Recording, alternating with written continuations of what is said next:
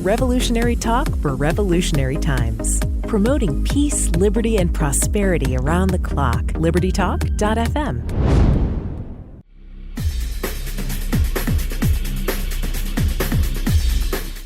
Welcome to Living the Solution with Dr. Elena George. Today we have one of my favorite people back. This is a guest who's been with us multiple times, and every time she comes on, it's a wealth of information, a reality check, and more importantly, a call to action. I don't think you can make conscious decisions if you don't know what's going on. And this is a time that you need to have discernment, where you need to know what's going on so you can protect yourself and your family, and specifically your children. Today we're going to talk with Miss Lynne Taylor. She's the Common Core Diva, and she's just a blessing to the show and to me as a friend. And today we're going to do a little bit of a deep dive.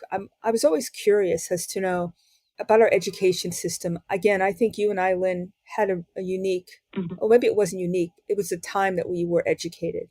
And it's not the same. And it pains me that there's like a black and white versus technicolor in terms of children being able to be who they are, to freely seek knowledge, and to not be somehow boxed in some sort of situation that puts them at a disadvantage. So I wanted to talk about our education system in a more broader term. You're an educator. Let's go back to the beginning. Why did you want to become a teacher? Because I think it really does come down to that. Because I still remember my first grade teacher, and I always have good memories of my education. Well, thank you so much, Dr. Elena. And one of the reasons why I wanted to teach was because, first of all, let me take you back to when I was probably 12, 13, somewhere in there. Anyway, I finally had gotten my own room. And in my own room, I had this one metal cabinet that served as part of my closet. And there was part of it that the metal had worn down just enough I could make a chalkboard. And so I would line all my stuffed animals up, and I would go through whatever it was I was going through, and I would write it down on the chalkboard, and, I just would pretend. And then fast forward, life happened, and, things didn't go the way that I thought they would, and I missed out on that. And then it was like, and then I started having children, and it was like, hey, you know what? I can teach. I can teach my kids. And so I felt like it was more of a call, but it was also a throwback to something that had already been instilled in me at a young age.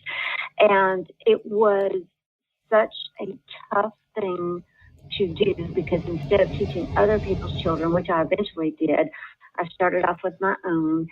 And if you ever want to talk about trying to shift hats between wife, mom, and teacher, there you go. And so it was always a labor of love. And it was because I wanted not only my children, but the ones that I went on to teach who weren't my children, but I wanted to instill in them a love to continually seek knowledge, to know that no matter how old you get, there's always going to be something that you can learn from someone when you have the right attitude. Now, if you have a pious attitude where, I think I know everything, I don't need to learn from someone, then you're not going to have as an enriched life as someone who is like, I didn't know that. Let's talk about that. I think it does come down to being brave, and I think honest enough to admit you don't know something, but to want to pursue it. It doesn't seem like that's the way things are now. If you don't know, or basically if you do know something and it's against the grain, it's put a kibosh on it so that it can't be sent out, or everybody can't enrich themselves because of some sort of narrative. When you went into the education system as a teacher, did you find that you had free reign to teach your children the way you were taught, right? It's about pursuit of knowledge, whether you get it right or wrong. It's the pursuit of it, the critical thinking that goes into play. And if you might not get it right, but you have the tools to expand and to get it right next time. Was there a difference in how the education system allowed teachers to be teachers? Well, absolutely, and yes, you had a lot of freedom, a lot more than you have now, and we could pretty much say anything or bring up any topic as long as it was done in a discourse, as long as it was done in an appropriate manner, as long as it was done where it wasn't about you, it was about the knowledge that was out there. So you couldn't tout off personal belief statements and then teach that as the class mantra, or you couldn't sit there and bring in your political ideology, because that was just absolutely wrong, because then you would be guiding the students not in what was supposed to be the lesson, but in what you thought was supposed to be what they needed. And a lot of times that would go against the grain, because first of all, it wasn't in the goals that were for the educational system. You know, I can think back to where we didn't have the agendas that we have now in our education. And I think it's a crying shame, because with those agendas, you are so boxed into what you can teach and what you cannot teach, that what the students actually get to learn is far less than what they could ever have gotten before. So, I mean, from the goals of teaching, did the goals of teaching change? So my question, to expand on it, was it really about the pursuit of knowledge like you described before? And did it change to teaching for a skill, or teaching to be this part of society, right? It's teaching for an endpoint as opposed to letting someone be free and find their own endpoint. Right. Yes, it was more open-ended, and then somewhere along the line, someone got the bright idea, oh, well, no, we can't have success that way. No, we have to pigeonhole it. No, we have to compartmentalize everything. We have to start saying that, no, you cannot come to the classroom with your own attitudes, values, and beliefs. No, we're going to sit here and we're going to predetermine what your attitudes, values, and beliefs will be. And if you don't fit into that, well, then you're not going to succeed. So it's kind of like you're teaching to an agenda, but you're also teaching to a test. And that was never the point of a true education.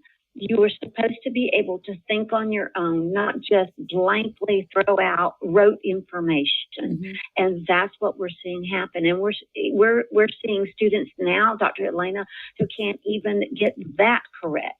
I mean, just today I was on an interview where I had someone comment that, look, they went to the emergency room and the emergency room personnel didn't even know how to do one of the procedures that they needed to do. So the person who was injured is talking this person through how to do what it is they should have already learned. So when you have medical people, or you have other people in key positions who don't know how to do their job, how are we going to be able to survive as a society? And you and I have talked about this, I don't know how many times. Yeah, that's tragic. So you're talking about extrapolating this deficit, not just in grade school, high school. We're talking about professional life now. Whoever's in, Right. They've graduated. They didn't know how to do something from a medical standpoint. This is something that's concerning, because once you lose that skill and you can't pass it on to the next generation of doctors, lawyers, teachers, that skill is gone. That's tragic. And I don't even know what to say about that. Well, I was going to ask you, since you went to medical school, if you had dared gone to one of your professors and said, okay, I don't know how to do this procedure, what would have happened? Well, I mean, the whole thing about medicine